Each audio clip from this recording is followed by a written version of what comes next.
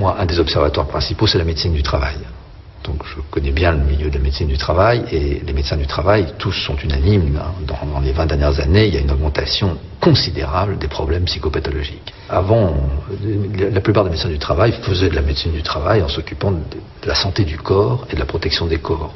La question de la maladie mentale, ça les gênait à certains moments, parce qu'il y avait des gens qui craquaient, il y avait des gens qui étaient difficiles dans leurs relations ordinaires de travail tous les jours. Enfin, c'était marginal. Aujourd'hui, l'essentiel de leur activité de médecin du travail est embolisé par les problèmes de santé mentale. Des gens qui viennent pleurer dans leur cabinet. Il y a plein de demandes de salariés qui viennent tomber dans le cabinet médical et qui s'effondrent en pleurs. Enfin, des hommes qui pleurent, par exemple. Rien que ça. Les hommes qui pleurent au travail. C'est récent, hein. Moi, quand j'ai commencé comme médecin du travail, ça n'existait pas. Jamais un homme n'aurait pleuré, et surtout pas devant un médecin, et surtout pas devant ses collègues. Aujourd'hui, vous avez des masses de gens qui s'effondrent et qui tombent en larmes. Et c'est devenu quasi banal. Donc il y a eu plusieurs pathologies qui sont apparues, qui n'existaient pas avant.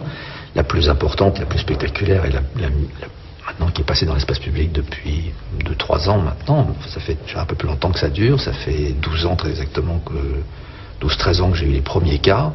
C'est l'apparition des suicides sur les lieux de travail.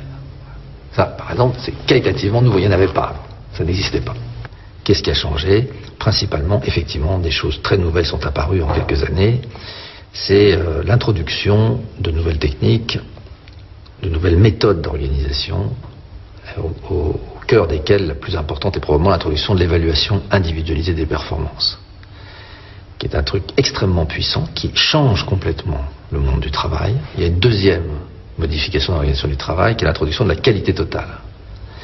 Et le troisième élément, c'est la flexibilisation.